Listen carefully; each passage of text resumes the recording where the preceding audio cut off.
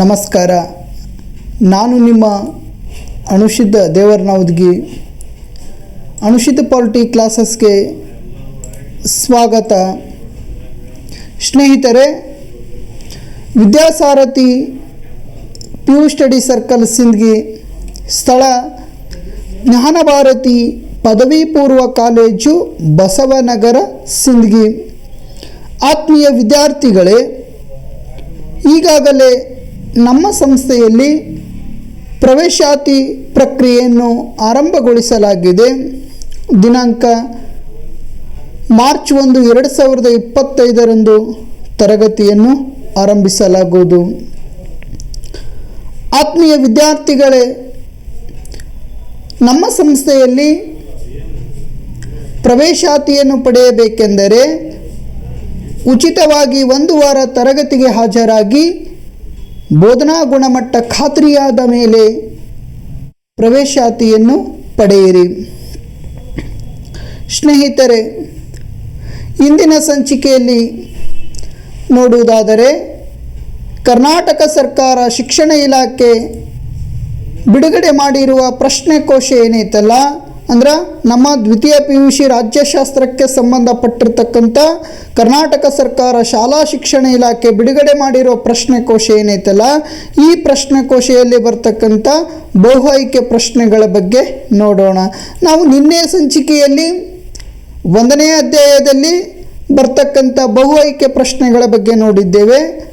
ಇಂದಿನ ಸಂಚಿಕೆಯಲ್ಲಿ ಅಧ್ಯಾಯ 2 ಚುನಾವಣೆಗಳು ಮತ್ತು ಭಾರತದಲ್ಲಿ ಪಕ್ಷ ಪದ್ಧತಿ. ಚುನಾವಣೆಗಳು ಮತ್ತು ಭಾರತದಲ್ಲಿ ಪಕ್ಷ ಪದ್ಧತಿ. ಈ ಅಧ್ಯಾಯ 2ರಲ್ಲಿ ಬರ್ತಕ್ಕಂಥ ಬಹು ಆಯ್ಕೆ ಪ್ರಶ್ನೆಗಳೇನಲ್ಲ, ಈ ಬಹು ಆಯ್ಕೆ ಪ್ರಶ್ನೆಗಳ ಬಗ್ಗೆ ಇಂದಿನ ಸಂಚಿಕೆಯಲ್ಲಿ ನೋಡೋಣ. ಹಾಗಾದರೆ ಮೊದಲನೇ ಪ್ರಶ್ನೆ ಯಾವುದು ನೋಡುವುದಾದರೆ, ಚುನಾವಣೆ ಮೂಲ ಪದ ಯಾವುದು? ಮೊದಲನೇ ಪ್ರಶ್ನೆ ಏನು ಹೇಳ್ತೈತಪ್ಪ ಅಂದರೆ, ಚುನಾವಣೆಯ ಮೂಲ ಪದ ಯಾವುದು ನೋಡುವುದಾದರೆ, 1ನೇ ಆಯ್ಕೆ ಲಿಬರ್ ಅಂತ ಕೊಟ್ಟಾರ. ಈ ಆಯ್ಕೆ ತಪ್ಪಾದ ಆಯ್ಕೆಯಾಗಿದೆ. 2ನೇ ಆಯ್ಕೆ ಎಲಿಗೇರ್ ಅಂತ ಕೊಡಲಾಗಿದೆ.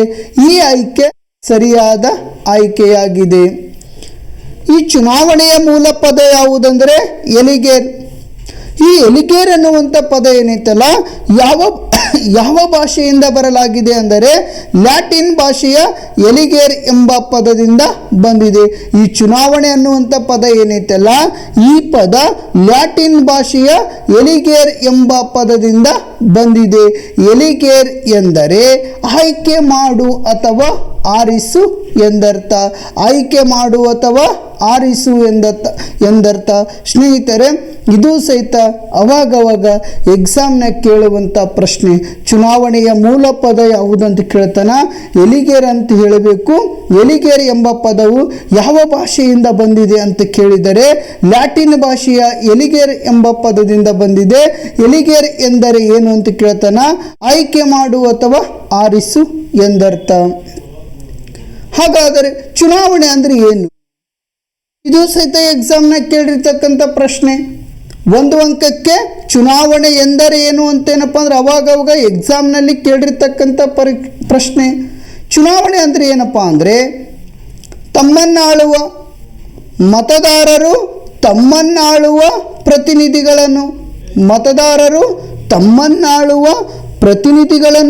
ತಾವೇ ಆಯ್ಕೆ ಮಾಡಿಕೊಳ್ಳುವುದಕ್ಕೆ ಚುನಾವಣೆ ಎಂದು ಕರೆಯಲಾಗುವುದು.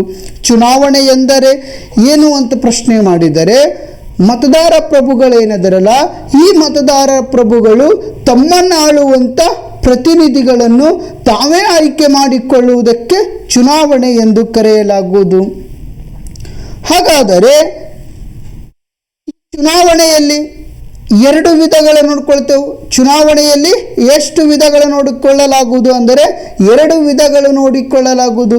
ಹಾಗಾದರೆ ಅವು ಯಾವುವಪ್ಪ ಅಂದರೆ, 1ನೇ ವಿಧ ಯಾವುದಂದರೆ ಪ್ರತ್ಯಕ್ಷ ಚುನಾವಣೆ. ಯಾವ ಚುನಾವಣೆ? ಪ್ರತ್ಯಕ್ಷ ಚುನಾವಣೆ. ಎಕ್ಸಾಮ್ನಾಗ ಇದು ಸಹಿತ ಕೇಳಿರ್ತಕ್ಕಂಥ ಪ್ರಶ್ನೆ, 2 ಅಂಕಕ್ಕೆ ಕೇಳಿರ್ತಕ್ಕಂಥ ಪ್ರಶ್ನೆ. ಯಾವ ರೀತಿ ಕೇಳಿದ್ದಾನೆ ಅಂದರೆ, ಪ್ರತ್ಯಕ್ಷ ಚುನಾವಣೆ ಎಂದರೇನು, ಅದಕ್ಕೆ ಉದಾಹರಣೆ ಕೊಡಿ ಅಂತ ಅವಾಗವಾಗ ಎಷ್ಟು ಅಂಕಕ್ಕೆ ಕೇಳುವಂಥ ಪ್ರಶ್ನೆಯಪ್ಪ ಅಂದ್ರೆ 2 ಅಂಕಕ್ಕೆ ಕೇಳುವಂಥ ಪ್ರಶ್ನೆ. ಪ್ರತ್ಯಕ್ಷ ಚುನಾವಣೆ ಅಂದ್ರೆ ಮತದಾರರು ನೇರವಾಗಿ ಹೋಗಿ ಮತಗಟ್ಟೆಗೆ ನೇರವಾಗಿ ಹೋಗಿ ತಮ್ಮನ್ನಾಳುವಂಥ ಪ್ರತಿನಿಧಿಗಳನ್ನು ತಾವೇ ಆಯ್ಕೆ ಮಾಡಿಕೊಳ್ಳುವುದಕ್ಕೆ ಪ್ರತ್ಯಕ್ಷ ಚುನಾವಣೆ ಎನ್ನುವರು. ಪ್ರತ್ಯಕ್ಷ ಚುನಾವಣೆ ಎಂದರೆ ಮತದಾರರು ತಮ್ಮನ್ನಾಳುವ ಪ್ರತಿನಿಧಿಗಳನ್ನು ಮತಗಟ್ಟೆಗೆ ಹೋಗಿ ತಾವೇ ಆಯ್ಕೆ ಮಾಡಿಕೊಳ್ಳುವ ಪ್ರಕ್ರಿಯೆಗೆ ಪ್ರತ್ಯಕ್ಷ ಚುನಾವಣೆ ಎಂದು ಕರೆಯಲಾಗುತ್ತದೆ.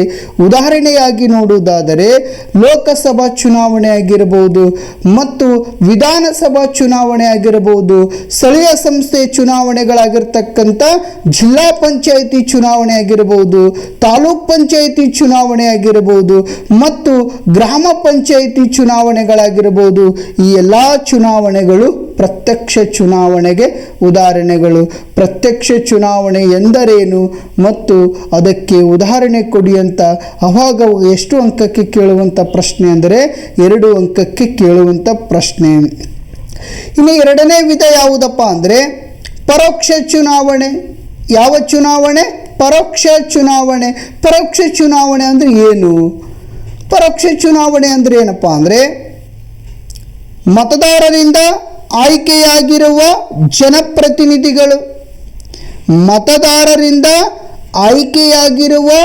ಜನಪ್ರತಿನಿಧಿಗಳು ರಾಷ್ಟ್ರದ ಮುಖ್ಯಸ್ಥರನ್ನು ಆಯ್ಕೆ ಮಾಡಿಕೊಳ್ಳುವ ವಿಧಾನಕ್ಕೆ ಪರೋಕ್ಷ ಚುನಾವಣೆ ಎಂದು ಕರೆಯುತ್ತಾರೆ.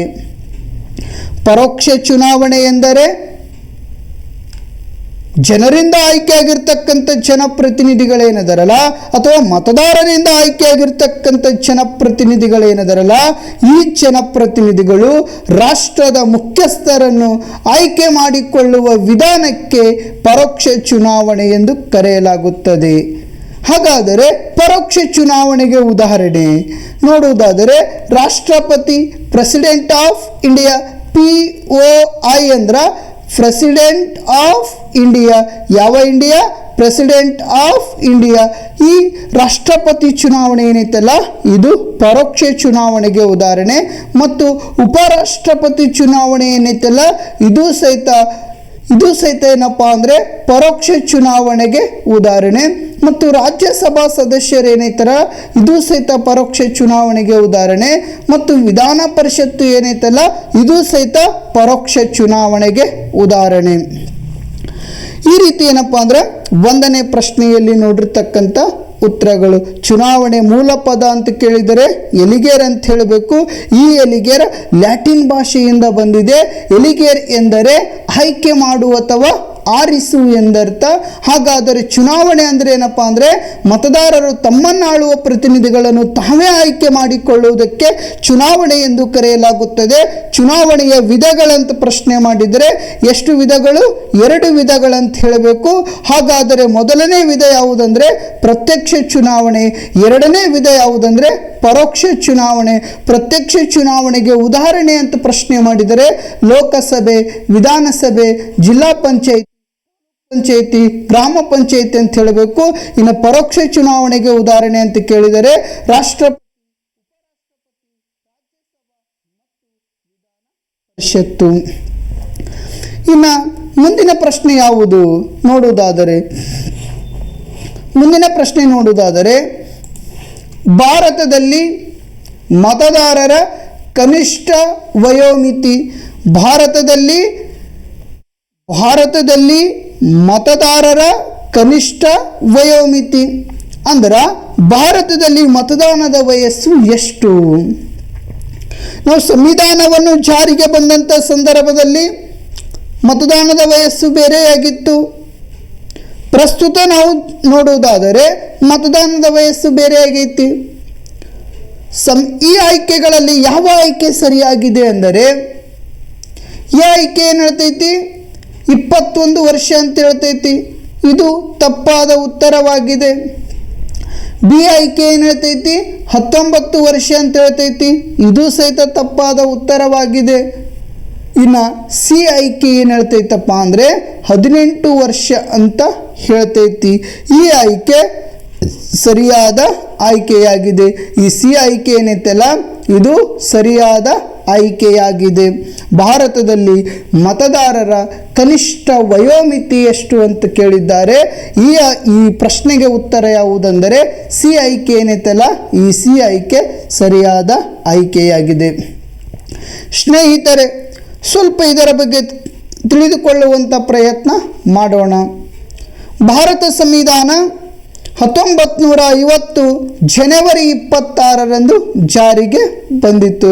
ಭಾರತ ಸಂವಿಧಾನ 1950 ಜನವರಿ 26ರಂದು ಜಾರಿಗೆ ಬಂದಿತ್ತು. ಈ ಭಾರತ ಸಂವಿಧಾನ ಜಾರಿಗೆ ಬಂದಂಥ ಸಂದರ್ಭದಲ್ಲಿ ಮತದಾನದ ವಯಸ್ಸು ಎಷ್ಟಿತ್ತಪ್ಪ ಅಂದರೆ 21 ಈ ಅಂದರೆ ಏನಪ್ಪ ಅಂದರೆ ಭಾರತ ಸಂವಿಧಾನ 1950 ಜನವರಿ 26ರಂದೇನು ಜಾರಿಗೆ ಬಂದಿತ್ತಲ್ಲ, ಆ ಜಾರಿಗೆ ಬಂದಂಥ ಸಂದರ್ಭದಲ್ಲಿ ಮತದಾನದ ವಯಸ್ಸು 21 ಇತ್ತು. ಈ 21ರಿಂದ 18 ವರ್ಷಕ್ಕೆ ಯಾವಾಗ ಇಳಿಸಲಾಯಿತು ಅಂದರೆ 1989ರಲ್ಲಿ ಸಂವಿಧಾನಕ್ಕೆ 61ನೇ ತಿದ್ದುಪಡಿ ಮಾಡುವುದರ ಮೂಲಕ. 1989ರಲ್ಲಿ ಸಂವಿಧಾನಕ್ಕೆ 61ನೇ ತಿದ್ದುಪಡಿ ಮಾಡುವುದರ ಮೂಲಕ ಏನಪ್ಪ ಅಂದರೆ ಈ ಮತದಾನದ ವಯಸ್ಸು ಏನೈತಲ್ಲ 21ರಿಂದ 18 ವರ್ಷಕ್ಕೆ ಇಳಿಕೆ ಮಾಡಲಾಯಿತು. ಯಾರು ಇಳಿಕೆ ಮಾಡಿದ್ರು ಅಂದರೆ ರಾಜೀವ್ ಗಾಂಧಿ ಅವರು. ಅಂದಿನ ರಾಜೀವ್ ಗಾಂಧಿ ಅವರು ಏನಿದಾರಲ್ಲ ಈ ರಾಜೀವ್ ಗಾಂಧಿಯವರು ಮತದಾನದ ವಯಸ್ಸು 21ರಿಂದ 18 ವರ್ಷಕ್ಕೆ ಇಳಿಕೆ ಮಾಡಿದರು. ಯಾವಾಗ ಇಳಿಕೆ ಮಾಡಿದರು ಅಂತ ಪ್ರಶ್ನೆ ಮಾಡಿದರೆ 1989ರಲ್ಲಿ ಭಾರತ ಸಂವಿಧಾನದ ಎಷ್ಟನೇ ತಿದ್ದುಪಡಿಯ ಮೂಲಕ ಅಂತ ಪ್ರಶ್ನೆ ಮಾಡಿದರೆ 61ನೇ ತಿದ್ದುಪಡಿಯ ಮೂಲಕ ಅಂತ ಹೇಳಬೇಕು. ಯಾರು ಇಳಿಕೆ ಮಾಡಿದರು ಅಂತ ಪ್ರಶ್ನೆ ಮಾಡಿದರೆ ಅಂದಿನ ಪ್ರಧಾನಮಂತ್ರಿ ಆಗಿರ್ತಕ್ಕಂಥ ರಾಜೀವ್ ಗಾಂಧಿ ಅವರು ಇಳಿಕೆ ಮಾಡಿದರು. 21ರಿಂದ 18 ವರ್ಷಕ್ಕೆ ಮತದಾನದ ವಯಸ್ಸು ಇಳಿಕೆ ಮಾಡಿದರು. ಭಾರತದಲ್ಲಿ ಕನಿಷ್ಠ ಅಂದ್ರೆ ಈಗ ವಯೋಮಿತಿ ಎಷ್ಟೈತಪ್ಪ ಅಂದ್ರೆ 18 ವರ್ಷ ಐತಿ. ಎಷ್ಟೈತಿ ಭಾರತದಲ್ಲಿ ವಯೋಮಿತಿ 18 ವರ್ಷ. ಮತದಾರರ ವಯೋಮಿತಿ ಎಷ್ಟೈತೆ ಅಂದರೆ 18 ವರ್ಷ. ಇನ್ನು ಮೂರನೇ ಪ್ರಶ್ನೆ ಯಾವುದು? ಕೆಳಗಿನ ಚಿತ್ರವನ್ನು ಪರಿಗಣಿಸಿ. ಯಾವ ಚಿತ್ರ? ಕೆಳಗಿನ ಚಿತ್ರವನ್ನು ಪರಿಗಣಿಸಿ ಮತ್ತು ಸದಸ್ಯರಿಗೆ ಸಂಬಂಧಿಸಿದಂತೆ ಸರಿಯಾದ ಉತ್ತರವನ್ನು ಗುರುತಿಸಿ. ಈ ಕೆಳಗಿನ ಚಿತ್ರ ಯಾವುದು? ನೋಡುವುದಾದರೆ ಈ ಕೆಳಗಿನ ಚಿತ್ರ ಯಾವುದಂದರೆ ಕೇಂದ್ರ ಚುನಾವಣಾ ಆಯೋಗ. ಯಾವ ಚುನಾವಣಾ ಆಯೋಗ? ಕೇಂದ್ರ ಚುನಾವಣಾ ಆಯೋಗ ಅಥವಾ ಭಾರತ ಚುನಾವಣಾ ಆಯೋಗ. ಈ ಕೆಳಗಿನ ಚಿತ್ರ ಯಾವುದು ಅಂತ ನೋಡುವುದಾದರೆ ಈ ಚಿತ್ರ ಕೇಂದ್ರ ಚುನಾವಣಾ ಆಯೋಗ. ಹಾಗಾದರೆ ಕೇಂದ್ರ ಚುನಾವಣಾ ಆಯೋಗ ಕೂಡಿದೆ. ಈ ಆಯ್ಕೆಗಳಲ್ಲಿ ಅಂದರೆ 4 ಆಯ್ಕೆಗಳೇನು ಕೊಟ್ಟನಲ್ಲ, 4 ಆಯ್ಕೆಗಳಲ್ಲಿ ಯಾವ ಆಯ್ಕೆ ಸರಿಯಾಗಿದೆ ಅಂತ ನೋಡುವುದಾದರೆ ಎ ಆಯ್ಕೆ ಏನು ಹೇಳ್ತೈತಿ? ಏಕ ಸದಸ್ಯ ಅಂತ ಹೇಳ್ತೈತಿ, ಇದು ತಪ್ಪಾದ ಆಯ್ಕೆಯಾಗಿದೆ. ಇನ್ನು ಬಿ ಆಯ್ಕೆ ಏನು ಹೇಳ್ತೈತಿ? ದ್ವಿಸದಸ್ಯ ಅಂತ ಹೇಳ್ತೈತಿ, ಇದು ಸಹಿತ ತಪ್ಪಾದ ಆಯ್ಕೆಯಾಗಿದೆ. ಇನ್ನು ಸಿ ಆಯ್ಕೆ ಏನು ಹೇಳ್ತೈತಿ? ತ್ರಿಸದಸ್ಯ ಅಂತ ಹೇಳ್ತೈತಿ, ಇದು ಸರಿಯಾದ ಆಯ್ಕೆಯಾಗಿದೆ. ನಮ್ಮ ಭಾರತ ಚುನಾವಣಾ ಆಯೋಗ ಏನೈತಲ್ಲ ಅಥವಾ ಈ ಕೇಂದ್ರ ಚುನಾವಣಾ ಆಯೋಗ ಏನೈತಲ್ಲ ಈ ಆಯೋಗ ಒಟ್ಟು ಎಷ್ಟು ಜನ ಸದಸ್ಯರಿಂದ ಕೂಡಿದೆ ಅಂದರೆ 3 ಜನ ಸದಸ್ಯರಿಂದ ಕೂಡಿದೆ. ಎಷ್ಟು ಜನ ಸದಸ್ಯರಿಂದ? 3 ಜನ ಸದಸ್ಯರಿಂದ ಕೂಡಿದೆ. ಈ ಕೇಂದ್ರ ಚುನಾವಣಾ ಆಯೋಗ ಭಾರತ ಸಂವಿಧಾನದ 24ನೇ ವಿಧಿಯ ಅನ್ವಯವಾಗಿ ರಚನೆ ಮಾಡಲಾಗುತ್ತದೆ. ಈ ಕೇಂದ್ರ ಚುನಾವಣಾ ಆಯೋಗ ಏನೈತಲ್ಲ ಅಥವಾ ಭಾರತ ಚುನಾವಣಾ ಆಯೋಗ ಏನೈತಲ್ಲ, ಈ ಆಯೋಗ 324ನೇ ವಿಧಿಯ ಅನ್ವಯವಾಗಿ ರಚನೆ ಮಾಡಲಾಗಿದೆ. ಈ ಆಯೋಗ ಪ್ರಸ್ತುತ 3 ಜನ ಸದಸ್ಯರಿಂದ ಕೂಡಿದೆ. ಒಬ್ಬರು ಮುಖ್ಯ ಆಯುಕ್ತರು, 2 ಜನ ಇತರೆ ಆಯುಕ್ತರು, ಒಟ್ಟು 3 ಜನ ಸದಸ್ಯರಿಂದ ಈ ಕೇಂದ್ರ ಚುನಾವಣಾ ಆಯೋಗ ಕೂಡಿದೆ. ಹಾಗಾದರೆ ಈ ಕೇಂದ್ರ ಚುನಾವಣಾ ಆಯೋಗ ಯಾವಾಗ ಸ್ಥಾಪನೆ ಮಾಡಲಾಯಿತು ನೋಡುವುದಾದರೆ, ಈ ಕೇಂದ್ರ ಚುನಾವಣಾ ಆಯೋಗ 1950 ಜನವರಿ 26ರಂದು ಸ್ಥಾಪನೆ ಮಾಡಲಾಗಿತ್ತು. ಈ ಕೇಂದ್ರ ಚುನಾವಣಾ ಆಯೋಗ ಏನೈತಲ್ಲ, ಈ ಕೇಂದ್ರ ಚುನಾವಣಾ ಆಯೋಗ ಯಾವಾಗ ಸ್ಥಾಪನೆ ಮಾಡಲಾಯಿತು ಅಂತ ಪ್ರಶ್ನೆ ಮಾಡಿದರೆ 1950 ಜನವರಿ 25ರಂದು ಸ್ಥಾಪನೆ ಮಾಡಲಾಯಿತು. ಈ ಕೇಂದ್ರ ಚುನಾವಣಾ ಆಯೋಗ ಜನವರಿ 25ರಂದು ಸ್ಥಾಪನೆ ಮಾಡಿದ ಸವಿ ನೆನಪಿಗಾಗಿ 2011ರಿಂದ ಪ್ರತಿ ವರ್ಷ ಮತದಾರರ ದಿನವನ್ನಾಗಿ ಆಚರಣೆ ಮಾಡಲಾಗುತ್ತದೆ.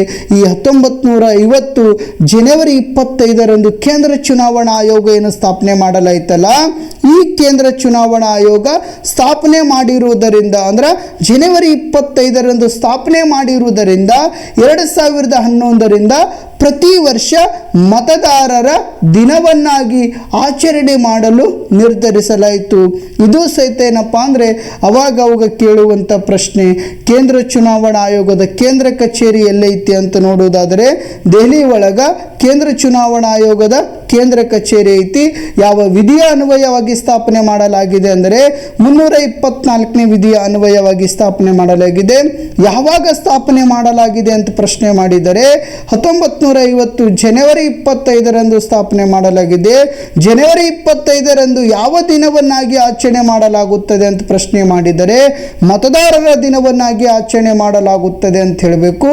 ಯಾವಾಗಿನಿಂದ ಈ ದಿನವನ್ನು ಆಚರಣೆ ಮಾಡಲು ಆರಂಭಿಸಿದರು ಅಂತ ಪ್ರಶ್ನೆ ಮಾಡಿದರೆ 2011 ಅಂತ ಹೇಳಬೇಕು. ಹಾಗಾದರೆ ಕೇಂದ್ರ ಆಯೋಗ ಪ್ರಸ್ತುತ ಎಷ್ಟು ಜನ ಸದಸ್ಯರಿಂದ ಕೂಡಿದೆ ಅಂತ ಪ್ರಶ್ನೆ ಮಾಡಿದರೆ 3 ಜನ ಸದಸ್ಯರಿಂದ ಕೂಡಿದೆ. ಒಬ್ಬರು ಮುಖ್ಯ ಆಯುಕ್ತರು, 2 ಜನ ಇತರೆ ಆಯುಕ್ತರು, ಒಟ್ಟು 3 ಜನ ಸದಸ್ಯರಿಂದ ಕೂಡಿದೆ. ಈ ಕೇಂದ್ರ ಚುನಾವಣಾ ಆಯೋಗದ ಕಾರ್ಯಗಳು ನೋಡುವುದಾದರೆ, ಈ ಕೇಂದ್ರ ಚುನಾವಣಾ ಆಯೋಗ ಕಾರ್ಯಗಳನ್ನು ನೋಡುವುದಾದರೆ ಕೇಂದ್ರ ಚುನಾವಣಾ ಆಯೋಗದ ಕಾರ್ಯಗಳನ್ನು ನೋಡುವುದಾದರೆ ಯಾವ ಯಾವ ಕಾರ್ಯಗಳನ್ನು ನಿರ್ವಹಿಸಿಕೊಂಡು ಹೋಗುತ್ತದೆ ಅಂತ ನೋಡುವುದಾದರೆ ಚುನಾವಣೆ ದಿನಾಂಕವನ್ನು ಘೋಷಣೆ ಮಾಡುತ್ತದೆ. ಯಾವ ದಿನಾಂಕ? ಚುನಾವಣಾ ದಿನಾಂಕವನ್ನು ಘೋಷಣೆ ಮಾಡುವುದಾಗಿರಬಹುದು. ನೆಕ್ಸ್ಟ್ ಏನಪ್ಪ ಅಂದ್ರೆ ನೀತಿ ಸಮಿತಿಯನ್ನು ಘೋಷಣೆ ಮಾಡುತ್ತದೆ. ಯಾವ ಸಮಿತಿ? ನೀತಿ ಸಮಿತಿಯನ್ನು ಘೋಷಣೆ ಮಾಡುತ್ತದೆ. ಅಷ್ಟೇ ಅಲ್ಲದೆ ರಾಷ್ಟ್ರೀಯ ಪಕ್ಷಗಳಿಗೆ ಮತ್ತು ಪ್ರಾದೇಶಿಕ ಪಕ್ಷಗಳನ್ನು ಗುರುತಿಸುವಂಥ ಪ್ರಯತ್ನವನ್ನು ಮಾಡುತ್ತದೆ. ರಾಷ್ಟ್ರೀಯ ಪಕ್ಷ ಅಂದರೆ ಪಕ್ಷಗಳಿಗೆ ಚಿಹ್ನೆಯನ್ನು ಕೊಡುವಂಥ ಪ್ರಯತ್ನ ಯಾವುದು ಮಾಡ್ತೈತೆ ಅಂದರೆ ಈ ಕೇಂದ್ರ ಚುನಾವಣಾ ಆಯೋಗ ಮಾಡ್ತೈತಿ. ಇನ್ನು ಮುಂದಿನ ಪ್ರಶ್ನೆ ನೋಡುವುದಾದರೆ ಯಾವ ಪ್ರಶ್ನೆ? ಎಷ್ಟನೇ ಪ್ರಶ್ನೆ ಅಪ್ಪ ಅಂದರೆ 4ನೇ ಪ್ರಶ್ನೆ. ಈ 4ನೇ ಪ್ರಶ್ನೆ ಯಾವುದಂದರೆ ಇ ವಿ ಎಂ ಅನ್ನು ವಿಸ್ತರಿಸಿ. ಇ ವಿ ಎಂ ಅನ್ನು ವಿಸ್ತರಿಸಿ ಯಾವುದಿದು? ಈ 4 ಆಯ್ಕೆಗಳಲ್ಲಿ ಯಾವ ಆಯ್ಕೆ ಸರಿಯಾದ ಆಯ್ಕೆ ಅಂತ ನೋಡೋದಾದರೆ ಈ ಆಯ್ಕೆ ಏನು ಹೇಳ್ತೈತಿ? Electronic voting machine. ಏನು ಹೇಳ್ತೈತಿ? ಎ ಆಯ್ಕೆ ಎಲೆಕ್ಟ್ರಾನಿಕ್ ವೋಟಿಂಗ್ ಮಷಿನ್ ಅಂತ ಹೇಳ್ತೈತಿ. ಈ ಆಯ್ಕೆ ಏನೈತಲ್ಲ ಇದು ಸರಿಯಾದ ಆಯ್ಕೆಯಾಗಿದೆ. ಈ ಇ ವಿ ಎಂ ಅನ್ನುವಂಥ ವ್ಯವಸ್ಥೆ, ಈ ಇ ವಿ ಎಂ ಅನ್ನುವಂಥ ವ್ಯವಸ್ಥೆ ಏನೈತಲ್ಲ ಇದು ಯಾವಾಗ ಅಳವಡಿಸಿಕೊಂಡ್ರು? ಇದು ಕನ್ನಡದೊಳಗೆ ಏನಂತಾರ? ಇದು ಎಷ್ಟು ಉಪಕರಣಗಳಿಂದ ಕೂಡಿದೆ? ಎಷ್ಟು ಸೆಕೆಂಡ್ಗಳಿಗೆ ಈ ಎಲೆಕ್ಟ್ರಾನಿಕ್ ವೋಟಿಂಗ್ ಮಷಿನ್ ಅಂದರೆ ನಮ್ಮ ಕನ್ನಡ ಪ್ರತಿಭೆಗಳಿಗೆ ನಾವು ನೋಡುವುದಾದರೆ ವಿದ್ಯುನ್ಮಾನ ಮತಯಂತ್ರ. ಯಾವ ಮಾನ? ವಿದ್ಯುನ್ಮಾನ ಮತಯಂತ್ರ ಏನೈತಲ್ಲ ಈ ವಿದ್ಯುನ್ಮಾನ ಮತಯಂತ್ರ ಎಕ್ಸಾಮ್ನಾಗ ಕೇಳಬಹುದು. ಇ ವಿ ಎಂ ವಿಸ್ತರಿಸಿ ಅಂತ ಅವಾಗ ಎಕ್ಸಾಮ್ನಾಗ ಕೇಳ್ತಾನ. ನೀವು ಇಂಗ್ಲೀಷ್ನಾಗ ಬರುವಂಥ ಪ್ರತಿಭೆಗಳಿದ್ರೆ ಎಲೆಕ್ಟ್ರಾನಿಕ್ ವೋಟಿಂಗ್ ಮಷಿನ್ ಅಂತ ಹೇಳಬೇಕು. ಇನ್ನು ಕನ್ನಡದೊಳಗೆ ಬರಿಬೇಕಾದ್ರೆ ಏನಂತ ಬರಿಬೇಕಪ್ಪ ಅಂದರೆ ವಿದ್ಯುನ್ಮಾನ ಮತಯಂತ್ರ ಅಂತ ಬರಿಬೇಕು.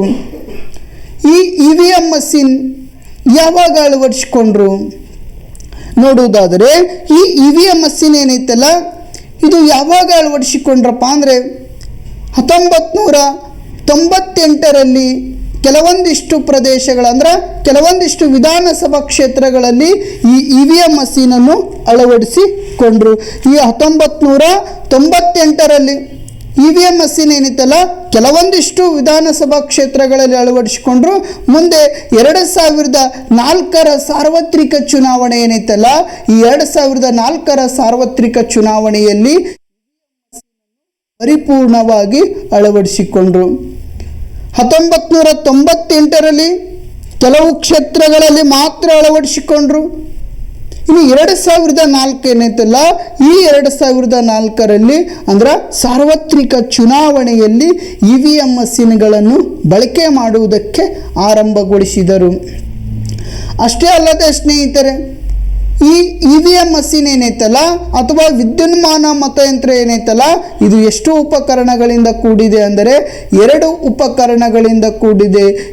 ಯಾವ ಉಪಕರಣ ಅಂದ್ರೆ ಕಂಟ್ರೋಲಿಂಗ್ ಯೂನಿಟ್, ಯಾವ ಯೂನಿಟ್ ಕಂಟ್ರೋಲಿಂಗ್ ಯೂನಿಟ್ ಆಗಿರಬಹುದು ಮತ್ತು ಬ್ಯಾಲೆಟ್ ಯೂನಿಟ್ ಅಂತ ಹೇಳಬಹುದು. ಯಾವ ಯೂನಿಟ್ಗಳಿಂದ ಕೂಡಿದೆ ಕಂಟ್ರೋಲಿಂಗ್ ಯೂನಿಟ್ ಆಗಿರಬಹುದು ಮತ್ತು ಬ್ಯಾಲೆಟ್ ಯೂನಿಟ್ಗಳಿಂದ ಕೂಡಿದೆ. ಕಂಟ್ರೋಲಿಂಗ್ ಯೂನಿಟ್ ಇದು ಎಲ್ಲಿ ಇರ್ತೈತಪ್ಪ ಅಂದರೆ ಮತದಾರರು ಅಂದ್ರೆ ಮತಗಟ್ಟೆಯ 3ನೇ ಅಧಿಕಾರಿಗಳ ಬಳಿ ಇಳಿತೈತೆ. ಅಂದ್ರೆ ಏನಪ್ಪ ಅಂದರೆ ಈ ಕಂಟ್ರೋಲಿಂಗ್ ಯೂನಿಟ್ ಏನೈತಲ್ಲ ಮತಗಟ್ಟೆಯ 3ನೇ ಅಧಿಕಾರಿಗಳ ಬಳಿ ಇರುತ್ತದೆ. ಹಾಗಾದರೆ ಈ ಬ್ಯಾಲೆಟ್ ಯೂನಿಟ್ ಎಲ್ಲಿರ್ತೈತಪ್ಪ ಅಂದರೆ ಮತದಾರರು ಮತ ಚಲಾಯಿಸುವ ಸ್ಥಳದಲ್ಲಿ ಇರುತ್ತದೆ. ಮತದಾರರು ಮತ ಚಲಾಯಿಸುವ ಸ್ಥಳದಲ್ಲಿ ಇರುತ್ತದೆ. ಕಂಟ್ರೋಲಿಂಗ್ ಯೂನಿಟ್ ಯಾರ ಬಳಿ ಅಧಿಕಾರಿ ಬಳಿ ಇರುತ್ತದೆ. ಬ್ಯಾಲೆಟ್ ಯೂನಿಟ್ ಯಾರ ಬಳಿ ಇರುತ್ತದೆ ಅಂತ ಪ್ರಶ್ನೆ ಮಾಡಿದರೆ ಮತದಾರರು ಮತ ಚಲಾಯಿಸುವ ಸ್ಥಳದಲ್ಲಿ ಇರುತ್ತದೆ. ನೋಡಿ ಇಲ್ಲೇನಪ್ಪ ಅಂದ್ರೆ ಈ EVM ಮಷೀನ್ ಏನೈತಲ್ಲ ಪ್ರತಿ 5 ಸೆಕೆಂಡ್ಗಳಿಗೊಮ್ಮೆ ಎಷ್ಟು ಸೆಕೆಂಡ್ಗಳಿಗೊಮ್ಮೆ ಪ್ರತಿ 5 ಸೆಕೆಂಡ್ಗಳಿಗೊಮ್ಮೆ ಇಲ್ಲೇನು ಮಾಡ್ಬೋದಪ್ಪ ಅಂದರೆ ಮತದಾನವನ್ನು ಮಾಡಬಹುದು. ಪ್ರತಿ 5 ಸೆಕೆಂಡ್ಗಳಿಗೊಮ್ಮೆ ಒಂದು ವೋಟನ್ನು ಹಾಕುವುದಕ್ಕೆ ಅವಕಾಶವನ್ನು ಕಲ್ಪಿಸಿ ಕೊಡಲಾಗಿದೆ. ಈ ವಿದ್ಯುನ್ಮಾನ ಮತಯಂತ್ರದಿಂದ ಅನಕ್ಷರಸ್ಥರು ಸುಲಭವಾಗಿ ಮತದಾನ ಮಾಡುವುದಕ್ಕೆ ಅವಕಾಶವನ್ನು ಒದಗಿಸಿ ಅಂದ್ರೆ ಏನಪ್ಪ ಅಂದರೆ ಅನಕ್ಷರಸ್ಥರೇನದರಲ್ಲ ಈ ಅನಕ್ಷರಸ್ಥರು ಸುಲಭವಾಗಿ ಮತದಾನ ಮಾಡ್ಬೋದು. ಮತ್ತೇನಪ್ಪ ಅಂದರೆ ಈ EVM ಮುಖಾಂತರ ಅಂದ್ರೆ ಸ್ಪಷ್ಟವಾದ ಫಲಿತಾಂಶವನ್ನು ಕಂಡುಕೊಳ್ಳುವುದಕ್ಕೆ ಅವಕಾಶವನ್ನು ಕಲ್ಪಿಸುತ್ತದೆ ಅಂತ ಹೇಳ್ಬೋದು. ಇನ್ನು 5ನೇ ಪ್ರಶ್ನೆ ಯಾವುದಂದರೆ ಎಫಿಕ್ ಅಂದ್ರೆ ಏನು? ಎಫಿಕನ್ನು ವಿಸ್ತರಿಸಿ ಅಂತ ಹೇಳ್ಯಾರ. ಈ ಆಯ್ಕೆ ಏನು ಹೇಳ್ತೈತಂದರೆ ಎಲೆಕ್ಟ್ರಾನಿಕ್ ಫೋಟೋ ಐಡೆಂಟಿ ಕಾರ್ಡ್ ಇದು ತಪ್ಪಾದ ಆಯ್ಕೆಯಾಗಿದೆ. ಇನ್ನು ಬಿ ಆಯ್ಕೆ ಯಾವುದಂದರೆ ಎಲೆಕ್ಟರ್ಸ್ ಪಾಸ್ಪೋರ್ಟ್ ಐಡೆಂಟಿ ಕಾರ್ಡ್ ಅಂತೈತಿ. ಇದು ಸಹಿತ ಏನಪ್ಪ ಅಂದ್ರೆ ತಪ್ಪಾದ ಆಯ್ಕೆಯಾಗಿದೆ. ಇನ್ನು ಸರಿಯಾದ ಅಂದ್ರೆ 3ನೇ ಆಯ್ಕೆ ಯಾವುದಪ್ಪ ಅಂದರೆ ಎಲೆಕ್ಟರ್ಸ್ ಫೋಟೋ ಐಡೆಂಟಿ ಕಾರ್ಡ್ ಇದು ಏನೈತಲ್ಲ ಇದು ಸರಿಯಾದ ಆಯ್ಕೆಯಾಗಿದೆ. ಈ 4 ಆಯ್ಕೆಗಳಲ್ಲಿ ಯಾವ ಆಯ್ಕೆ ಸರಿಯಾದ ಆಯ್ಕೆಯಾಗಿದೆ ಅಂತ ನೋಡೋದಾದರೆ ಈ 3ನೇ ಆಯ್ಕೆ ಏನೈತಲ್ಲ ಇದು ಸರಿಯಾದ ಆಯ್ಕೆಯಾಗಿದೆ. ಇನ್ನು ಕನ್ನಡದೊಳಗೆ ಏನಂತಾರೆ ಇದಕ್ಕೆ ಮತದಾರರ ಗುರುತಿನ ಚೀಟಿ. ಕನ್ನಡದೊಳಗೆ ಏನಂತಾರೆ ಅಂದರೆ ಮತದಾರರ ಗುರುತಿನ ಚೀಟಿ. ಒಂದು ವೇಳೆ ಇಂಗ್ಲೀಷ್ನಾಗ ಬರೆಯೋಕ್ಕಾಗಲಿಲ್ಲಪ್ಪ ಅಂದ್ರೆ ಕನ್ನಡದೊಳಗೂ ಬರೆದರೂ ಸಹಿತ ನಿಮಗೆ ಅಂಕಗಳನ್ನು ಕೊಡುತ್ತಾರೆ. ಎಫಿಕನ್ನು ವಿಸ್ತರಿಸಿ ಅಂತ ಕೇಳಿದರೆ ನೀವು ಕನ್ನಡದೊಳಗೆ ಮತದಾರರ ಗುರುತಿನ ಚೀಟಿ ಅಂತಾದರೂ ಬರೆಯಬಹುದು. ಸ್ನೇಹಿತರೆ ಈ ಎಫಿಕನ್ನು ಎಲೆಕ್ಟರ್ಸ್ ಫೋಟೋ ಐಡೆಂಟಿ ಕಾರ್ಡ್ ಏನೈತಲ್ಲ ಈ ಎಲೆಕ್ಟರ್ಸ್ ಫೋಟೋ ಐಡೆಂಟಿ ಕಾರ್ಡ್ ಪ್ರಪ್ರಥಮ ಬಾರಿಗೆ ಯಾರು ಜಾರಿಗೆ ತಂದರು ನೋಡುವುದಾದರೆ 1990 ಕೇಶನ್ ಅನ್ನುವಂಥ ವ್ಯಕ್ತಿ ಏನದನಲ್ಲ ಈತ ಏನು ಮಾಡ್ತಾನಪ್ಪ ಅಂದರೆ ಮತದಾರರ ಗುರುತಿನ ಚೀಟಿಯನ್ನು ಅಸ್ತಿತ್ವಕ್ಕೆ ತರುತ್ತಾನೆ. ಮತದಾರರ ಗುರುತಿನ ಚೀಟಿಯನ್ನು ಜಾರಿಗೆ ತಂದಂಥ ವ್ಯಕ್ತಿ ಯಾರಪ್ಪ ಅಂದರೆ TN ಶೇಷನ್ ಅನ್ನುವಂಥ ವ್ಯಕ್ತಿ ಯಾವಾಗ ಜಾರಿಗೆ ತರಲಾಗುತ್ತದೆ ಅಂದರೆ 1993ರಲ್ಲಿ ಜಾರಿಗೆ ತರುತ್ತಾನೆ. ಮತದಾನ ನಡೆಯುವಂಥ ಸಂದರ್ಭಗಳಲ್ಲಿ ಮತದಾರರ ಗುರುತಿನ ಚೀಟಿಯನ್ನು ಕಡ್ಡಾಯಗೊಳಿಸಿದಂಥ ವ್ಯಕ್ತಿ ಯಾರು ಅಂತ ಪ್ರಶ್ನೆ ಮಾಡಿದರೆ MS ಗಿಲ್ ಅನ್ನುವಂಥ ವ್ಯಕ್ತಿ ಏನದನಲ್ಲ, ಈತ ಚುನಾವಣೆ ನಡೆಯುವಂಥ ಸಂದರ್ಭಗಳಲ್ಲಿ ಅಂದ್ರೆ ಮತದಾನ ಮಾಡೋಕ್ಕೇನು ಹೋಗಿರ್ತಾರಲ್ಲ ಮತದಾರರು, ಆ ಸಂದರ್ಭಗಳಲ್ಲಿ ಕಡ್ಡಾಯವಾಗಿ ಮತದಾರರ ಗುರುತಿನ ಚೀಟಿಯನ್ನು ತೆಗೆದುಕೊಂಡು ಹೋಗಬೇಕಂತ ನಿರ್ಣಯವನ್ನು ಮಾಡಿದಂಥ ವ್ಯಕ್ತಿ ಯಾರಂತ ಪ್ರಶ್ನೆ ಮಾಡಿದರೆ MS ಗಿಲ್ ಅನ್ನುವಂಥ ವ್ಯಕ್ತಿ ಹೇಳ್ಬೋದು. ಈ ಮತದಾರರ ಗುರುತಿನ ಚೀಟಿ ಪಡಿಬೇಕಾದ್ರೆ ಯಾವ ಯಾವ ಅರ್ಹತೆಗಳನ್ನು ಹೊಂದಿರಬೇಕು ನೋಡುವುದಾದ್ರೆ ಮೊದಲು ನೀನು ಏನಾಗಿರಬೇಕಪ್ಪ ಅಂದರೆ ಭಾರತದ ಪ್ರಜೆಯಾಗಿರಬೇಕು. ಮತದಾರರ ಗುರುತಿನ ಚೀಟಿಯನ್ನು ಪಡೆಯಬೇಕಾದರೆ ಮೊದಲು ಏನಾಗಿರಬೇಕು ಅಂತ ಪ್ರಶ್ನೆ ಮಾಡಿದರೆ ಭಾರತದ ಪ್ರಜೆಯಾಗಿದ್ದಾಗ ಮಾತ್ರ ನಿನಗೇನು ಕೊಡ್ತಾರಂದ್ರೆ ಮತದಾರರ ಗುರುತಿನ ಚೀಟಿಯನ್ನು ಕೊಡಲಾಗುತ್ತದೆ. ಹಾಗಾದರೆ ಇನ್ನೊಂದು ಅರ್ಹತೆ ಏನಪ್ಪ ಅಂದರೆ ಮತದಾರರ ಗುರುತಿನ ಚೀಟಿಯನ್ನು ಪಡೆಯಬೇಕಾದರೆ ನಿನಗ ಎಷ್ಟು ವರ್ಷ ವಯಸ್ಸಾಗಿರಬೇಕು ಅಂದರೆ 18 ವರ್ಷ ವಯಸ್ಸಾಗಿರಬೇಕು. ನೀನು ಮತದಾರ ಗುರುತಿನ ಚೀಟಿ ಪಡಿಬೇಕಪ್ಪ ಅಂದರೆ ಮೊದಲೇನಾಗಿರಬೇಕು, ಭಾರತದ ಪ್ರಜೆಯಾಗಿರಬೇಕು. ನೆಕ್ಸ್ಟ್ ಏನಪ್ಪ ಅಂದರೆ 18 ವರ್ಷ ಆದಾಗ ಮಾತ್ರ ನಮ್ಮ ಭಾರತದಲ್ಲಿರ್ತಕ್ಕಂಥ ನಾಗರಿಕರಿಗೆ ಮತದಾರರ ಗುರುತಿನ ಚೀಟಿಯನ್ನು ಕೊಡಲಾಗುತ್ತದೆ. ನೆಕ್ಸ್ಟ್ ಏನಪ್ಪ ಅಂದರೆ ಈ ಮತದಾರರ ಗುರುತಿನ ಚೀಟಿಯಲ್ಲಿ ಯಾವ ಯಾವ ಅಂಶಗಳು ಅಥವಾ ಯಾವ ಯಾವ ವಿಷಯಗಳನ್ನು ಒಳಗೊಂಡಿರುತ್ತದೆ ಅಂತ ನೋಡುವುದಾದರೆ ಮತದಾರರ ಗುರುತಿನ ಚೀಟಿಯಲ್ಲಿ ಮತದಾರರ ಹೆಸರನ್ನು ಒಳಗೊಂಡಿರುತ್ತದೆ. ಮತದಾರರ ತಂದೆ ಅಥವಾ ತಾಯಿ ಹೆಸರನ್ನು ಸಹಿತ ಒಳಗೊಂಡಿರುತ್ತದೆ. ಅಷ್ಟೇ ಅಲ್ಲದೇನಪ್ಪ ಅಂದ್ರೆ ಮತದಾರರ ಗುರುತಿನ ಚೀಟಿಯಲ್ಲಿ ಅವರ ಫೋಟೋ ಸಹಿತ ಒಳಗೊಂಡಿರುತ್ತದೆ. ಅಷ್ಟೇ ಅಲ್ಲದೆ ಈ ಮತದಾರರ ಗುರುತಿನ ಚೀಟಿಯಲ್ಲಿ ಮತ್ತು ಲಿಂಗ ಅಂದ್ರೆ ಹೆಣ್ಣು ಅಥವಾ ಗಂಡು ಎಂಬ ಎರಡು ಅಂದ್ರೆ ಹೆಣ್ಣು ಅಥವಾ ಗಂಡು ಎಂಬ ಅಂಶವನ್ನು ಒಳಗೊಂಡಿರುತ್ತದೆ. ಅಷ್ಟೇ ಅಲ್ಲದೆ ಈ ಮತದಾರರ ಗುರುತಿನ ಚೀಟಿಯಲ್ಲಿ ವಯಸ್ಸು ಸಹಿತ ಒಳಗೊಂಡಿರುತ್ತದೆ. ಇಷ್ಟೆಲ್ಲ ಅಂಶಗಳನ್ನು ಒಳಗೊಂಡಿರುತ್ತದೆ. ಮತ್ತು ಯಾವ ಅಂಶಗಳನ್ನು ಒಳಗೊಂಡಿರುತ್ತದೆ ಅಂದರೆ ವಿಳಾಸ ಒಳಗೊಂಡಿರುತ್ತದೆ. ಮತದಾರ ಗುರುತಿನ ಚೀಟಿಯಲ್ಲಿ ಹೆಸರು ಇರ್ತೈತಿ, ತಂದೆ ಅಥವಾ ತಾಯಿ ಹೆಸರು ಇರ್ತೈತಿ, ಅಥವಾ ಅವ್ರ ಫೋಟೋ ಇರ್ತೈತಿ, ಹೆಣ್ಣು ಅಥವಾ ಗಂಡು ಎಂಬ ಲಿಂಗ ಇರ್ತೈತಿ. ಅಷ್ಟೇ ಅಲ್ಲದೆ ಅವರ ವಯಸ್ಸು ಇರ್ತೈತಿ. ಅಷ್ಟೇ ಅಲ್ಲದೆ ಅವರ ವಿಳಾಸವನ್ನು ಸಹಿತ ಈ ಮತದಾರರ ಗುರುತಿನ ಚೀಟಿಯಲ್ಲಿ ಒಳಗೊಂಡಿರ್ತೈತಿ. ಇಷ್ಟೇನಪ್ಪ ಅಂದ್ರೆ ಮತದಾರರ ಗುರುತಿನ ಚೀಟಿಯ ಬಗ್ಗೆ. ನೆಕ್ಸ್ಟ್ 6ನೇ ಪ್ರಶ್ನೆ ಯಾವುದಂತ ನೋಡುವುದಾದರೆ ಭಾರತದಲ್ಲಿನ ಪಕ್ಷ ಪದ್ಧತಿ. ಈ 4 ಆಯ್ಕೆಗಳಲ್ಲಿ ಯಾವ ಆಯ್ಕೆ ಸರಿಯಾದ ಆಯ್ಕೆ ಅಂತ ನೋಡುವುದಾದರೆ 1ನೇ ಅಂದರೆ ಎ ಆಯ್ಕೆ ಏನು ಹೇಳ್ತೈತಿ, ದ್ವಿಪಕ್ಷ ಪದ್ಧತಿ ಅಂತ ಹೇಳ್ತೈತಿ. ಬಿ ಆಯ್ಕೆ ಏನು ಹೇಳ್ತೈತಿ, ಏಕಪಕ್ಷ ಪದ್ಧತಿ ಅಂತ ಹೇಳ್ತೈತಿ. ಇನ್ನು ಸಿ ಆಯ್ಕೆ ಏನು ಹೇಳ್ತೈತಿ ಅಂದರೆ ಬಹುಪಕ್ಷ ಪದ್ಧತಿ. ಯಾವ ಪಕ್ಷ ಪದ್ಧತಿ? ಬಹುಪಕ್ಷ ಪದ್ಧತಿ. ಸ್ನೇಹಿತರೆ, 6ನೇ ಪ್ರಶ್ನೆಗೆ ಸರಿಯಾದ ಉತ್ತರ ಯಾವುದು ಅಂತ ನೋಡುವುದಾದರೆ ಸಿ ಆಯ್ಕೆ ಏನೈತಲ್ಲ, ಈ ಸಿ ಆಯ್ಕೆ ಸರಿಯಾದ ಆಯ್ಕೆಯಾಗಿದೆ. ಈ ದ್ವಿಪಕ್ಷ ಎ ಆಯ್ಕೆ ಸಹಿತ ಇದು ತಪ್ಪಾದ ಆಯ್ಕೆಯಾಗಿದೆ. ಬಿ ಆಯ್ಕೆ ಸಹಿತ ಇದು ಸಹಿತ ತಪ್ಪಾದ ಆಯ್ಕೆಯಾಗಿದೆ. ಸಿ ಆಯ್ಕೆ ಏನೈತಲ್ಲ ಇದು ಸರಿಯಾದ ಆಯ್ಕೆಯಾಗಿದೆ. ಇಲ್ಲಿ ಸಹಿತ ಅವಾಗವಾಗ 2 ಮಾರ್ಕ್ಸಿಗೆ ಕೇಳುವಂಥ ಪ್ರಶ್ನೆಗಳು. ಏಕಪಕ್ಷ ಪದ್ಧತಿ ಎಲ್ಲಿ ಅಸ್ತಿತ್ವದಲ್ಲೈತಿ? ಏಕಪಕ್ಷ ಪದ್ಧತಿ ಅಂದರೆ ಏನು? ಏಕಪಕ್ಷ ಪದ್ಧತಿ ಎಂದರೆ ಒಂದು ರಾಷ್ಟ್ರದಲ್ಲಿ ಒಂದೇ ಪಕ್ಷ ಅಸ್ತಿತ್ವದಲ್ಲಿರುವುದೇ. ಒಂದು ರಾಷ್ಟ್ರದಲ್ಲಿ ಒಂದೇ ಪಕ್ಷ ಅಸ್ತಿತ್ವದಲ್ಲಿದ್ದರೆ ಅಂತಹ ವ್ಯವಸ್ಥೆಗೆ ನಾವು ಏನೆಂದು ಕರೆಯಲಾಗುವುದು ಅಂದರೆ ಏಕಪಕ್ಷ ಪದ್ಧತಿ ಎಂದು ಕರೆಯಲಾಗುವುದು. ಒಂದು ರಾಷ್ಟ್ರದಲ್ಲಿ ಒಂದೇ ಪಕ್ಷ ಅಸ್ತಿತ್ವದಾಗಿರಬೇಕು. ಅಂತಹ ವ್ಯವಸ್ಥೆಗೆ ನಾವು ಏನೆಂದು ಕರೆಯಲಾಗುವುದು ಅಂದರೆ ಏಕಪಕ್ಷ ಪದ್ಧತಿ ಎಂದು ಕರೆಯಲಾಗುವುದು. ಹಾಗಾದರೆ ಏಕಪಕ್ಷ ಪದ್ಧತಿಗೆ ಉದಾಹರಣೆ ಯಾವುದು ನೋಡುವುದಾದರೆ ಚೀನಾದ ಕಮ್ಯುನಿಸ್ಟ್ ಪಾರ್ಟಿ. ಯಾವ ಪಾರ್ಟಿ? ಚೀನಾದ ಕಮ್ಯುನಿಸ್ಟ್ ಪಾರ್ಟಿ ಏನೈತಲ್ಲ ಇದು ಏಕಪಕ್ಷ ಪದ್ಧತಿಗೆ ಉದಾಹರಣೆಯಾಗಿದೆ. ಇನ್ನು ದ್ವಿಪಕ್ಷ ಪದ್ಧತಿ ಅಂದರೆ ಏನು? ದ್ವಿಪಕ್ಷ ಒಂದು ರಾಷ್ಟ್ರದಲ್ಲಿ ಎರಡು ಪಕ್ಷಗಳು ಅಸ್ತಿತ್ವದಲ್ಲಿದ್ದರೆ, ಸ್ನೇಹಿತರೆ, ಒಂದು ರಾಷ್ಟ್ರದಲ್ಲಿ ಎರಡು ಪಕ್ಷಗಳು ಅಸ್ತಿತ್ವದಲ್ಲಿದ್ದರೆ, ಒಂದು ರಾಷ್ಟ್ರದಲ್ಲಿ ಎರಡು ಪಕ್ಷಗಳು ಅಸ್ತಿತ್ವದಲ್ಲಿದ್ದರೆ ಅಂತಹ ವ್ಯವಸ್ಥೆಗೆ ನಾವು ಏನೆಂದು ಕರೆಯಲಾಗುವುದು ಅಂದರೆ ದ್ವಿಪಕ್ಷ ಪದ್ಧತಿ ಎಂದು ಕರೆಯಲಾಗುವುದು. ಹಾಗಾದರೆ ದ್ವಿಪಕ್ಷ ಪದ್ಧತಿಗೆ ಉದಾಹರಣೆ ನೋಡುವುದಾದರೆ ಯಾವುದು ಉದಾಹರಣೆ ಐತಿ? ಅಮೇರಿಕದ ಡೆಮೊಕ್ರೆಟಿಕ್ ಪಕ್ಷ. ಯಾವ ಪಕ್ಷ? ಅಮೇರಿಕದ ಡೆಮೊಕ್ರೆಟಿಕ್ ಪಕ್ಷ ಮತ್ತು ರಿಪಬ್ಲಿಕ್ ಪಕ್ಷ. ಅಮೇರಿಕದ ಡೆಮೊಕ್ರೆಟಿಕ್ ಪಕ್ಷ ಮತ್ತು ರಿಪಬ್ಲಿಕ್ ಪಕ್ಷ ಏನೈತಲ್ಲ, ಈ ಎರಡೂ ಪಕ್ಷಗಳು ಉದಾಹರಣೆಯಾಗಿದೆ.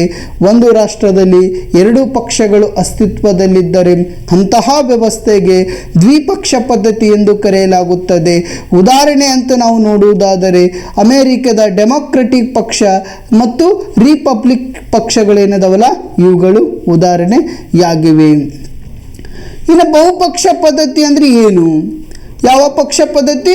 ಬಹುಪಕ್ಷ ಪದ್ಧತಿ ಅಂದ್ರೆ ಏನು ನೋಡುವುದಾದರೆ ಬಹುಪಕ್ಷ ಪದ್ಧತಿ ಅಂದ್ರೆ ಒಂದು ರಾಷ್ಟ್ರದಲ್ಲಿ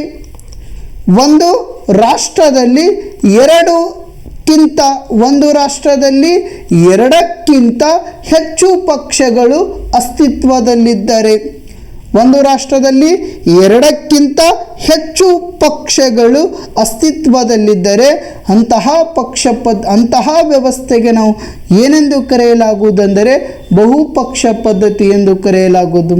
ಉದಾಹರಣೆ ಅಂತ ನೋಡುವುದಾದರೆ ನಮ್ಮ ಭಾರತ. ಈ ಭಾರತ ರಾಷ್ಟ್ರದಲ್ಲಿ ನಾವು BJP ಪಕ್ಷ ನೋಡ್ಕೊಳ್ಬೋದು, ಕಾಂಗ್ರೆಸ್ ಪಕ್ಷ ನೋಡ್ಕೊಳ್ಬೋದು, AAP ಪಕ್ಷ ನೋಡ್ಕೊಳ್ಬೋದು, BSP ಪಕ್ಷ ನೋಡ್ಕೊಳ್ಬೋದು, ಸಮಾಜವಾದಿ ಪಕ್ಷ ನೋಡ್ಕೊಳ್ಬೋದು, TMC ಪಕ್ಷ ನೋಡ್ಕೊಳ್ಬೋದು, ಜಾತ್ಯತೀತ ಜನತಾದಳ ಪಕ್ಷ ನೋಡ್ಕೊಳ್ಬೋದು. ಇನ್ನಿತರೆ ಹಲವಾರು ಪಕ್ಷಗಳೇನದವಲ್ಲ ನಮ್ಮ ರಾಷ್ಟ್ರದಲ್ಲಿ ನೋಡ್ಕೊಳ್ಬೋದು.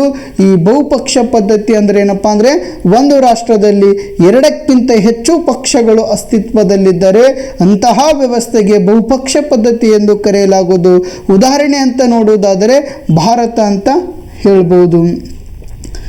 ಇನ್ನು 7ನೇ ಪ್ರಶ್ನೆ ಯಾವುದು? NDA ವಿಸ್ತರಿಸಿ. 7ನೇ ಪ್ರಶ್ನೆ ಯಾವುದಂದ್ರೆ NDA ವಿಸ್ತರಿಸಿ. NDA ವಿಸ್ತರಿಸಿ. ಈ 4 ಆಯ್ಕೆಗಳಲ್ಲಿ ಯಾವ ಆಯ್ಕೆ ಸರಿಯಾಗಿದೆ? ಎ ಆಯ್ಕೆ ಏನು ಹೇಳ್ತೈತಿ? ನ್ಯಾಷನಲ್ ಡೆಮೋ ಅಲೈನ್ಸ್ ಅಂತ ಹೇಳ್ತೈತಿ. ಇದು ತಪ್ಪಾದ ಆಯ್ಕೆಯಾಗಿದೆ. ಇನ್ನು ಬಿ ಆಯ್ಕೆ ಯಾವುದಂದ್ರೆ ನ್ಯಾಷನಲ್ ಡೆಮೊಕ್ರೆಟಿಕ್ ಅಲೈನ್ಸ್ ಅಂತ ಹೇಳ್ತೈತಿ. ಇದು ಸರಿಯಾದ ಆಯ್ಕೆಯಾಗಿದೆ. ನ್ಯಾಷನಲ್ ಡೆಮೊಕ್ರೆಟಿಕ್ ಅಲೈನ್ಸ್ ಅಂದ್ರೆ ರಾಷ್ಟ್ರೀಯ ಪ್ರಜಾಸತ್ತಾತ್ಮಕ ಒಕ್ಕೂಟ. ರಾಷ್ಟ್ರೀಯ ಪ್ರಜಾಸತ್ತಾತ್ಮಕ ಒಕ್ಕೂಟ. NDA ಅಂದರೆ ಏನಪ್ಪಾ ಅಂದರೆ ರಾಷ್ಟ್ರೀಯ ಪ್ರಜಾಸತ್ತಾತ್ಮಕ ಒಕ್ಕೂಟ.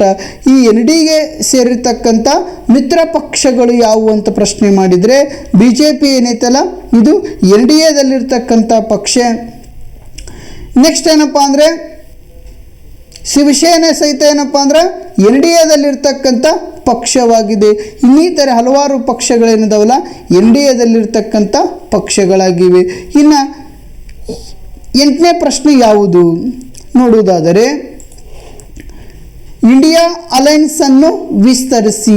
ಇಂಡಿಯಾ ಅಲೈನ್ಸ್ ಅನ್ನು ಆಯ್ಕೆಗಳಲ್ಲಿ ಯಾವ ಆಯ್ಕೆ ಸರಿಯಾಗಿದೆ ಅಂತ ನೋಡುವುದಾದರೆ Indian National Developmental Inclusive Alliance. ಈ 8ನೇ ಆಯ್ಕೆ ಯಾವುದು ಅಂತ ನೋಡುವುದಾದರೆ Indian National Developmental Inclusive Alliance ಅಂತ ಏನೈತಲ್ಲ ಈ ಎ ಆಯ್ಕೆ ಸರಿಯಾದ ಆಯ್ಕೆಯಾಗಿದೆ.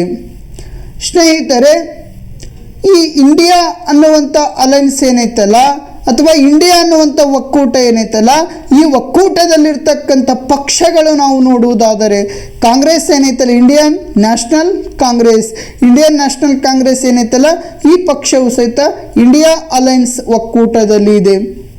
ನೆಕ್ಸ್ಟ್ ಏನಪ್ಪ ಅಂದರೆ AAP ಪಕ್ಷ ಇದು ಸಹಿತ ಇಂಡಿಯಾ ಒಕ್ಕೂಟದಲ್ಲಿದೆ. ನೆಕ್ಸ್ಟ್ ಏನಪ್ಪ ಅಂದರೆ TMC ಪಕ್ಷ ಇದು ಸಹಿತ ಇಂಡಿಯಾ ಒಕ್ಕೂಟದಲ್ಲಿದೆ.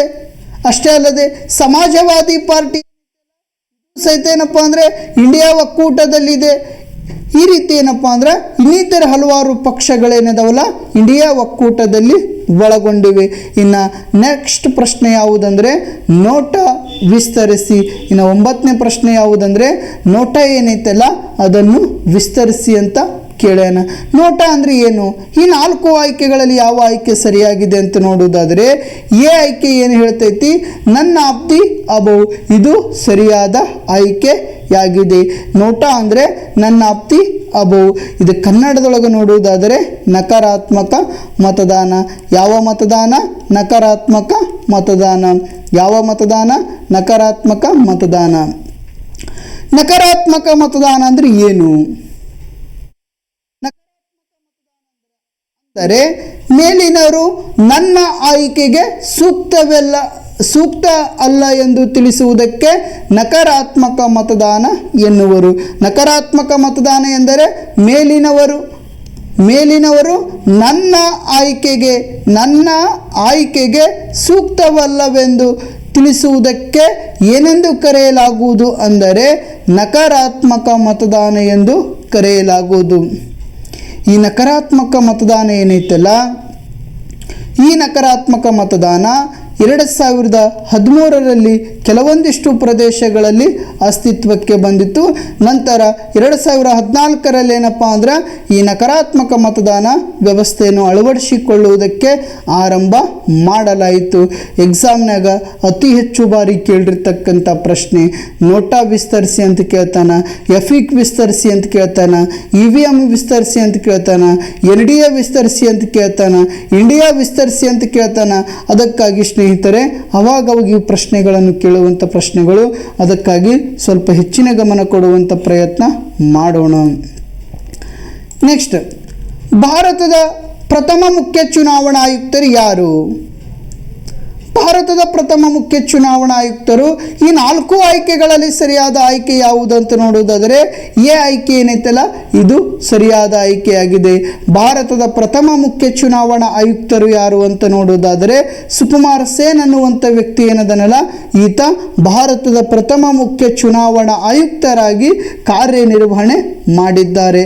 ಹಾಗಾದರೆ ನೆಕ್ಸ್ಟ್ 11ನೇ ಪ್ರಶ್ನೆ ನೋಡುವುದಾದರೆ ಭಾರತದ ಪ್ರಸ್ತುತ ಮುಖ್ಯ ಚುನಾವಣಾ ಆಯುಕ್ತರು ಯಾರಂತ ನೋಡುವುದಾದರೆ 4 ಆಯ್ಕೆಗಳಲ್ಲಿ ಯಾವ ಆಯ್ಕೆ ಸರಿಯಾದ ಆಯ್ಕೆಯಾಗಿದೆ ಅಂತ ನೋಡುವುದಾದರೆ ಈ ಎ ಆಯ್ಕೆ ಏನೈತಲ್ಲ ಈ ಎ ಆಯ್ಕೆ ಏನು ಹೇಳ್ತೈತಿ SY ಕುರೋಸಿಯನ್ ಅಂತ ಹೇಳ್ತೈತಿ. ಇದು SY ಕುರೋಸಿ ಅಂತ ಏನು ಹೇಳ್ತೈತಲ್ಲ ಇದು ತಪ್ಪಾದ ಆಯ್ಕೆಯಾಗಿದೆ.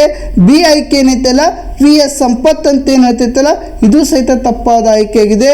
ಇನ್ನು ಸಿ ಆಯ್ಕೆ ವಾಸಿಂ ಜೈದಿ ಅಂತ ಏನು ಹೇಳ್ತೈತಲ್ಲ ಇದು ಸಹಿತ ತಪ್ಪಾದ ಆಯ್ಕೆ ಏನೈತೆ ರಾಜೀವ್ ಕುಮಾರ್ ಅನ್ನುವಂಥ ವ್ಯಕ್ತಿ ಏನದನಲ್ಲ ಈತ ಭಾರತದ ಪ್ರಸ್ತುತ ಮುಖ್ಯ ಚುನಾವಣಾ ಆಯುಕ್ತರನ್ನಾಗಿ ಕಾರ್ಯನಿರ್ವಹಣೆ ಮಾಡುತ್ತಿದ್ದಾರೆ. ಸ್ನೇಹಿತರೆ, ನಿಮಗೆ ರಾಜ್ಯಶಾಸ್ತ್ರಕ್ಕೆ ಸಂಬಂಧಪಟ್ಟಿರ್ತಕ್ಕಂಥ ಈ ನಮ್ಮ ನೋಟ್ಸ್ಗಳು ಬೇಕಾದರೆ ಈ ನಂಬರ್ಗೆ ಅಂದರೆ ಈ 9972664105 ಏನೈತಲ್ಲ ಈ ನಂಬರ್ಗೆ ಕರೆ ಮಾಡಿ ಮುಖಾಂತರ ನೋಟ್ಸನ್ನು ಪಡೆದುಕೊಳ್ಳುವಂಥ ಪ್ರಯತ್ನ ಮಾಡಿಕೊಳ್ಳಿ. ಸ್ನೇಹಿತರೆ, ಇಲ್ಲಿಗೆ ಇಂದಿನ ತರಗತಿಯನ್ನು ಮುಕ್ತಾಯಗೊಳಿಸುತ್ತಿದ್ದೇನೆ. ಶುಭವಾಗಲಿ.